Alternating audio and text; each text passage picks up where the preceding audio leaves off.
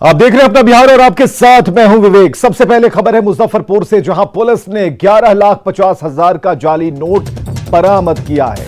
बड़ी खबर इस वक्त की, 11,50,000 के जाली नोट बरामद किए गए मुजफ्फरपुर से। इस वक्त की बड़ी खबर, और हम आपको बताया कि 500, 200, 100 रुपए के जाली नोट बरामद किए गए हैं। 4 लोग गिरफ्तार किए गए हैं। तो पुलिस को खबर मिली थी कि जाली नोट की एक बड़ी खेप लाई जा रही है, जिसके बाद वाल्मी चौक के पास एक गाड़ी की तलाशी ली गई। कार से 11.5 लाख के जाली नोट मिले और इस गिरोह के तार नेपाल और बांग्लादेश से जुड़े हुए बताए जा रहे हैं।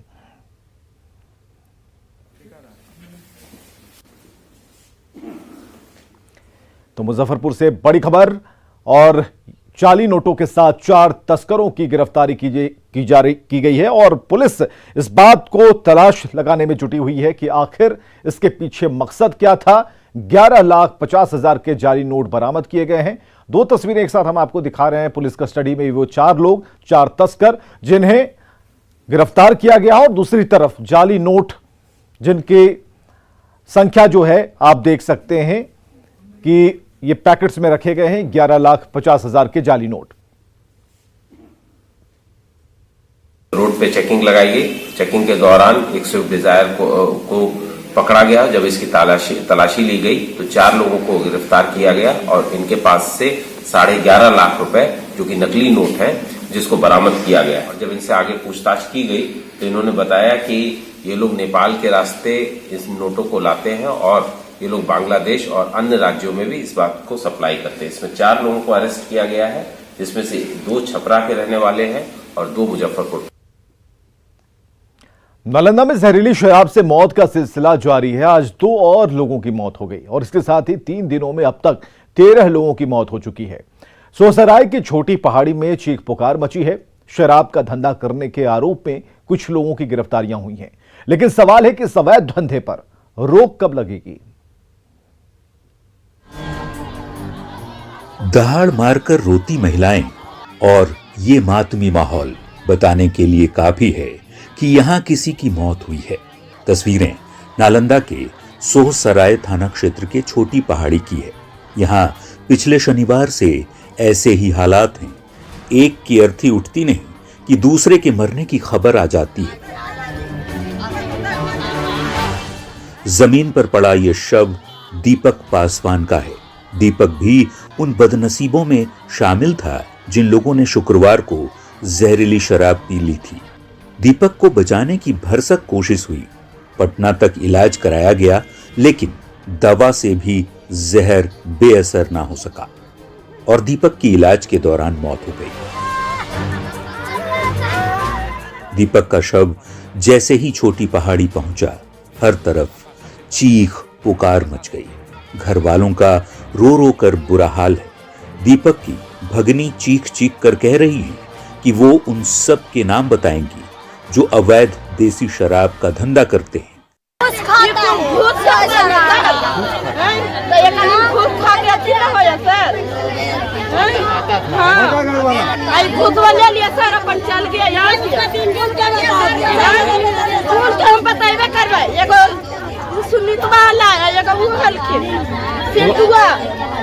अभी सर कहेगा ना तो हम घर बता देंगे। कितना दिन से बेच रहा था शराब? कितना दिन से बेच रहा था? अभी बड़े दिन से बेचना है सर। पूरा क्या नाम हुआ? जगनी।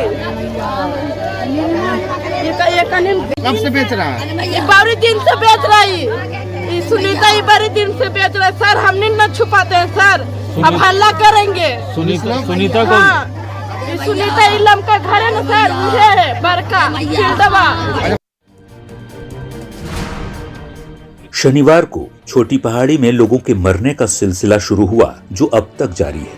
रविवार तक 11 लोग असमय काल के गाल में समा चुके थे, जो अब तक जारी है। नालंदा के डीएम खुद ये स्वीकार कर चुके हैं कि प्रारंभिक जांच में जहरीली शराब से मौत का शक सामने आया है। सवाल है कि नालंदा के छोटी पहाड़ी में कब थमेगा मौतों का सिलसिला। न्यूज़ 18 के लिए नालंदा से अभिषेक की रिपोर्ट। तो नालंदा में जहरीली शराब से मौत की जांच शुरू हो गई है। डीजीपी ने जांच के लिए हाई लेवल टीम बनाई है। एडीजी लॉ एंड ऑर्डर मामले की जांच कर रहे हैं और आज मद्य निषेध विभाग के अपर मुख्य सचिव के पाठक बिहार शरीफ पहुंचे। साथ ही एडीजी लॉ एंड ऑर्डर और मद्य निषेध विभाग के आईजी भी नालंदा पहुंचे हैं। सभी अधिकारी नालंदा पुलिस की अब तक की जांच की समीक्षा करेंगे।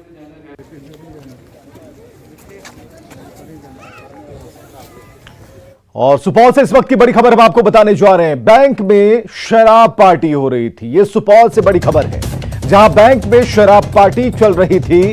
मैनेजर और 3 स्टाफ गिरफ्तार किए गए हैं। सभी के शराब पीने की पुष्टि हो चुकी है। बड़ी खबर इस वक्त की सुपौल से, जहां सभी के शराब पीने की पुष्टि हुई। बैंक में शराब पी जा रही थी। बैंक मैनेजर और 3 स्टाफ गिरफ्तार किए गए हैं। पीपरा खुर्द ब्रांच से पुलिस ने इन तीनों को गिरफ्तार किया है। मौके से शराब की बोतलें भी मिली हैं। यह बड़ी खबर इस वक्त की सबसे बड़ी खबर हम आपको बता रहे हैं सुपौल से, जहां बैंक में शराब पार्टी चल रही थी। बैंक मैनेजर शराब पिए हुए थे। उनके साथ 3 और स्टाफ हैं जिन्होंने शराब पी रखी थी। मौके से शराब की खाली बोतलें मिली हैं और ऐसे में पुलिस ने पीपरा खुर्द ब्रांच से इन लोगों को गिरफ्तार किया है। ये बैंक के भीतर शराब पी रहे थे। सोशल मीडिया पर बीजेपी और जेडीयू का झगड़ा बढ़ता जा रहा है। बीजेपी के प्रदेश अध्यक्ष संजय जायसवाल ने एक बार फिर फेसबुक पोस्ट के जरिए जेडीयू पर बड़ा हमला बोला है। इसके बाद जेडीयू नेता केसी त्यागी ने बीजेपी और जेडीयू नेताओं को ऐसी बयानबाजी से बचने की नसीहत दी है। ये फेसबुक पोस्ट बिहार बीजेपी के प्रदेश अध्यक्ष संजय जायसवाल का है। संजय जायसवाल ने बिना नाम लिए जेडीयू के राष्ट्रीय अध्यक्ष ललन सिंह और जेडीयू संसदीय बोर्ड के अध्यक्ष उपेंद्र कुशवाहा पर हमला बोला है। संजय जायसवाल ने लिखा, प्रधानमंत्री जी प्रत्येक भाजपा कार्यकर्ता के गौरव भी हैं और अभिमान भी। उनसे अगर कोई बात कहनी हो तो जैसा माननीय ने लिखा है, बिल्कुल सीधी बातचीत होनी चाहिए। ट्विटर खेलकर अगर उन पर सवाल करेंगे तो बिहार के 76 लाख भाजपा कार्यकर्ता इसका जवाब देना अच्छे से जानते हैं। मुझे पूरा विश्वास है कि भविष्य में हम सब इसका ध्यान रखेंगे। आप सब बड़े नेता हैं, एक बिहार में एवं दूसरे केंद्र में मंत्री रह चुके हैं। फिर इस तरह की बात कहना कि राष्ट्रपति जी द्वारा दिए गए पुरस्कार को प्रधानमंत्री वापस लें, इससे ज्यादा बकवास हो ही नहीं सकता। संजय जायसवाल के सुर में सुर मिलाते हुए बीजेपी कोटे के मंत्री जीवेश मिश्रा ने भी उपेंद्र कुशवाहा पर निशाना साध दिया। शुरुआत कहीं न कहीं पहले उपेंद्र कुशवाहा जी ने की थी, तो जदयू बिहार के अंदर फ्रंट सीट पे बैठा हुआ है, उसको पहले इसमें संज्ञान लेना चाहिए और अपने निरंकुश नेताओं पर नियंत्रण लगानी चाहिए। और हम समझते हैं कि बैठ कर के कोई ऐसी समस्या नहीं है जिसका समाधान नहीं हो सकता। दरअसल इस विवाद की शुरुआत तब हुई जब लेखक दया प्रकाश सिन्हा ने सम्राट अशोक की तुलना औरंगजेब से कर दी, जिनके खिलाफ बीजेपी ने केस दर्ज करा दिया। लेकिन जेडीयू ने केंद्र सरकार से दया प्रकाश सिन्हा से पद्मश्री वापस लेने की मांग कर डाली। इसके बाद सोशल साइट पर जेडीयू बीजेपी के बीच जंग छिड़ गई और बीच बीच में एक दूसरे के खिलाफ बयानबाजी भी होती रही। हालांकि जेडीयू नेता केसी त्यागी ने बीजेपी के साथ ही जेडीयू नेताओं को भी ऐसे बयानबाजी से बचने की नसीहत दी है। असल में विरोधियों को हमारे जो कॉन्ट्राडिक्शंस हैं उनको एक्सप्लॉइट करने का, प्रोपेगेट करने का मौका मिलता है। लिहाजा इस तरह की बयानबाजी से बचने के प्रयास करने चाहिए। फिलहाल बीजेपी और जेडीयू के बीच का जो झगड़ा सोशल साइट्स की आभासी दुनिया में चल रहा है, उस पर बिहार के लोगों के साथ ही आरजेडी की भी नजर है।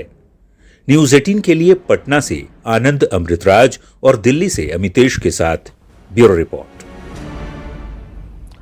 इधर पटना के बख्तियारपुर सीओ रघुवीर प्रसाद की मुश्किलें बढ़ गई हैं। सीओ के खिलाफ एक लड़की ने शादी का झांसा देकर यौन शोषण का मामला दर्ज कराया। हालांकि सीओ ने अपने ऊपर लगाए सारे आरोपों को खारिज कर दिया।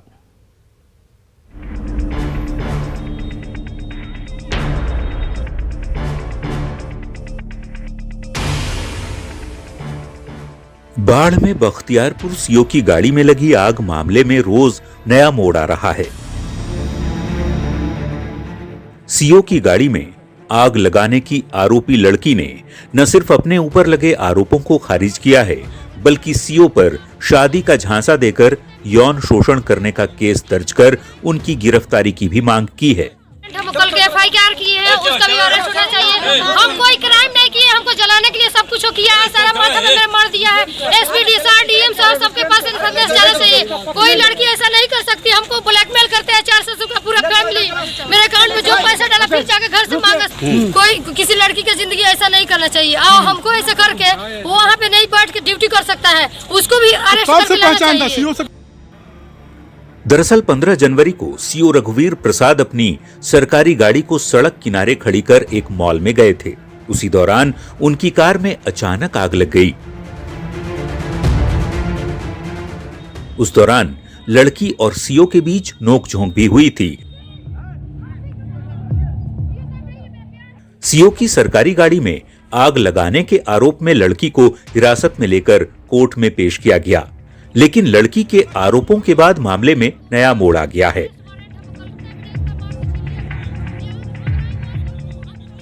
बख्तियारपुर थाने में लड़की ने सीओ पर शादी का झांसा देकर यौन शोषण करने की प्राथमिकी दर्ज कराई है।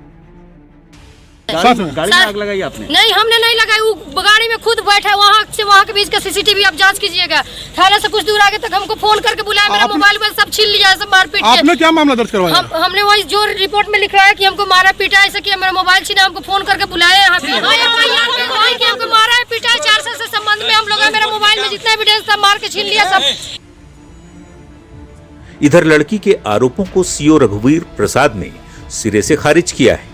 अब थाना में FIR हुआ, न्यायपालिका पर मुझे विश्वास है, थाना पर विश्वास है कि मैं सही हूँ तो सही निर्णय पक्ष में आएगा। हमारा मेरी कहीं कोई गलती नहीं है, मैंने किसी का यौन शोषण नहीं किया हूँ। मतलब अब आर्थिक मदद ही अब मैंने वो आर्थिक मदद देने पर ही वो उसका ढाल बना के हमसे नाजायज पैसा खोज रही थी, जिसको हमने देना बंद कर दिया। अब इस मामले में कौन सच्चा है और कौन झूठा, इसकी पड़ताल में पुलिस जुटी है। न्यूज़ 18 के लिए बाढ़ से अनिरुद्ध की रिपोर्ट। पूर्णिया पुलिस ने नकली शराब के कारोबारी और अंतर्राज्यीय शराब माफिया समीतुल्लाह को गिरफ्तार किया है। समीतुल्लाह दूसरे शराब माफियाओं के साथ मिलकर नकली शराब बनाकर पूर्णिया और बिहार के कई जिलों में सप्लाई करता था। पूर्णिया पुलिस ने शराब माफिया को बायसी थाने के दालकोला स्थित पूर्णिया मोड़ से गिरफ्तार किया। गिरफ्तार करने गई टीम के साथ समीतुल्लाह और उनके भाइयों ने हाथापाई और मारपीट भी की है, जिसमें 2 पुलिसकर्मियों को चोटें आई हैं। समीतुल्लाह वर्मा से नशीली दवाइयां मंगाता था और इसके लिए उसने दवा की दुकान भी खोल रखी थी। लॉकडाउन के समय समीतुल्लाह शराब माफिया कलाम के संपर्क में आया। उसके बाद वो बिहार में शराब की सप्लाई किया करता था। थाना के एक कांड में वांछित है, जिसमें हम लोग इसको रिमांड करेंगे। ये किस तरह द्वारा मुख्यतः अवैध नकली शराब, डुप्लीकेट शराब बना के पूर्णिया, समस्तीपुर, दरभंगा और बिहार के अन्य प्रांतों में भी भेजा जाता था। कहाँ इसका गढ़ था सर? कहाँ से? ये दिनाजपुर का रहने वाला था, वेस्ट बंगाल के दिनाजपुर का रहने वाला था और बॉर्डरिंग एरिया पर ये अपना डुप्लीकेट शराब का कार्टल बना के शराब सप्लाई करने का काम करता था। 2019 के पुलवामा हमले के बाद उत्तर प्रदेश और बिहार के युवाओं को आतंकी संगठन से जोड़ने की साजिश थी। NIA ने चार्जशीट में यह खुलासा किया है। जांच के दौरान यह बात सामने आई है कि आतंकी संगठन लश्कर-ए-मुस्तफा ने बिहार के उन युवाओं को टारगेट किया जो बेहद कम पैसों के लिए हथियारों की सप्लाई करने के लिए तैयार हो जाते हैं। इसके लिए ज्यादा से ज्यादा पैसे देने के लालच पर हथियार तस्करों को बिहार में हथियार बनाकर उसे बिहार से पंजाब, हरियाणा के रास्ते जम्मू कश्मीर में सप्लाई का काम सौंपा गया था। NIA ने लश्कर-ए-मुस्तफा से संबंधित एक मामले में कार्रवाई को अंजाम देते हुए 4 आरोपियों के खिलाफ सप्लीमेंट्री चार्जशीट दायर की है, जिनमें से 2 बिहार के रहने वाले हैं जबकि 2 जम्मू कश्मीर का रहने वाला है। आरोप पत्र के मुताबिक इस आतंकी संगठन को बनाने का मकसद पाकिस्तान के आतंकियों द्वारा पुलवामा हमले के बाद बन रहे अंतर्राष्ट्रीय दबाव की वजह से किया गया था। और पटना में न्यूज़ 18 की खबर का बड़ा असर हुआ है। फर्जी तरीके से बौद्ध सर्टिफिकेट बनवाने वालों के खिलाफ पुलिस ने कार्रवाई की है और पुलिस ने 2 आरोपियों को गिरफ्तार किया है। साथ ही एक दुकान को सील कर दिया। 15 जनवरी को न्यूज 18 ने जन्म प्रमाण पत्र बनवाने के नाम पर धांधली के एक बड़े मामले का खुलासा किया था।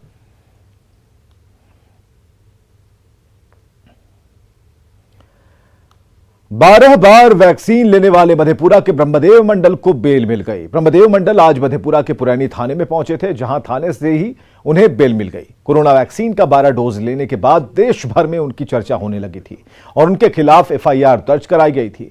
ब्रह्मदेव पर धोखाधड़ी और सरकारी संपत्ति को नुकसान पहुंचाने का मामला दर्ज कराया गया था। फिलहाल पिछले दिनों पुलिस ने उनके घर पर छापेमारी की थी और इस मामले पर राजनीति भी होने लगी थी। एसपी ने बताया कि ब्रह्मदेव मंडल की उम्र ज्यादा है, इसलिए उन्हें बेल दी गई, लेकिन जांच में उनसे सहयोग लिया जाएगा। साथ ही अन्य लोगों की भूमिका की भी जांच होगी। देखा जाए तो उनके द्वारा गुमराह करके यह काम किया गया।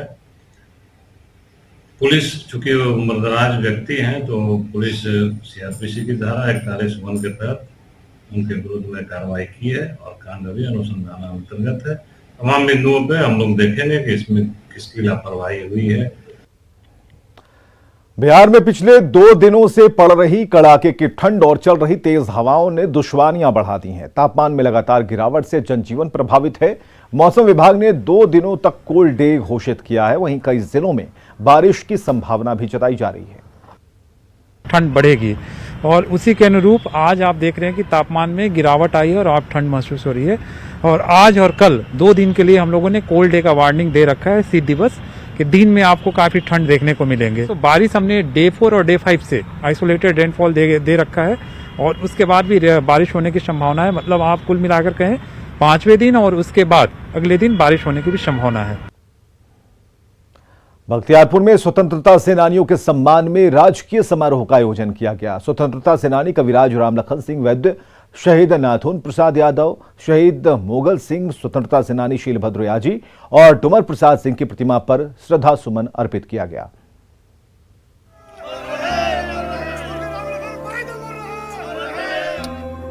राजकीय सम्मान के साथ बख्तियारपुर के 5 सबसे बड़े स्वतंत्रता सेनानियों की प्रतिमा पर श्रद्धांजलि अर्पित की गई। मुख्यमंत्री नीतीश कुमार के पिता स्वतंत्रता सेनानी कविराज राम लखन सिंह वैद्य ने आजादी की लड़ाई में बढ़ चढ़कर हिस्सा लिया था। 1929 में उन्होंने साइमन कमीशन का विरोध किया। पकड़े जाने पर पटना कैंप जेल में रहे। इसके बाद नमक सत्याग्रह आंदोलन के दौरान जेल जाना पड़ा। सामाजिक सुधार के लिए वो उस वक्त शराबबंदी लागू कराना चाहते थे। तो मद्य निषेध जैसे एक सामाजिक सवाल को माननीय मुख्यमंत्री नीतीश कुमार जी के पिता ने इस सवाल को जब उठाया और जेल के अंदर नजरबंद किया गया, तो उनके जीवन का यह महत्वपूर्ण पहलू है कि आजादी की लड़ाई लड़ने के साथ साथ सामाजिक सरोकार को जोड़ना, यह उनके जीवन की और उनके विचार की विशिष्ट कार्यशैली है। बख्तियारपुर के रहने वाले स्वतंत्रता सेनानी पंडित शीलभद्र याजी आजादी के महान नायकों में से एक हैं। ब्रिटानिया हुकूमत ने पंडित शीलभद्र याजी को देश के अलग अलग जेलों में रखा। 1 साल के लिए कोर्ट मार्शल की सजा भी दी, लेकिन स्वतंत्रता सेनानी पंडित शीलभद्र याजी कभी टूटे नहीं। पंडित शीलभद्र याजी जी एक ऐसे स्वतंत्रता सेनानी थे जिनको कोर्ट मार्शल हुआ था। इन्होंने आजादी की लड़ाई में कम अवस्था में ही घर छोड़ दिए थे और इनका एक वो लक्ष्य था कि हमारा देश कैसे आजाद हो।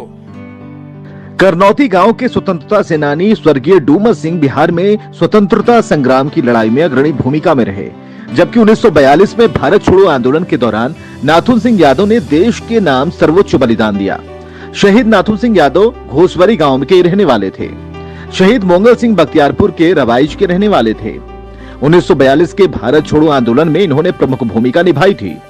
मोगल सिंह ने थाने को फूंक दिया था और इसके बाद अंग्रेजों ने गोलियां की बौछार कर दी, जिसके बाद अंग्रेजों ने गोलियों की बौछार कर दी। गोली लगने के बाद भी मोगल सिंह अपने गांव पहुंचे और लोगों को अंग्रेज के हमले से बचा लिया।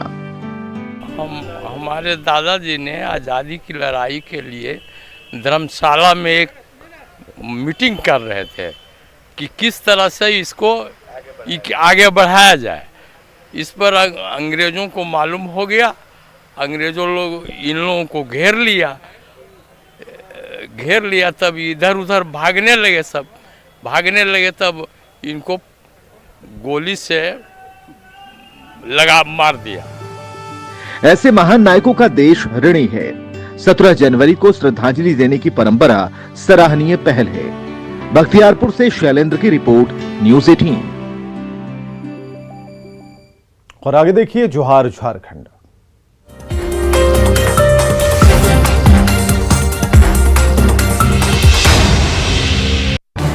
इस न्यूज हेडलाइंस के प्रायोजक पेट सफा आयुर्वेदिक जून।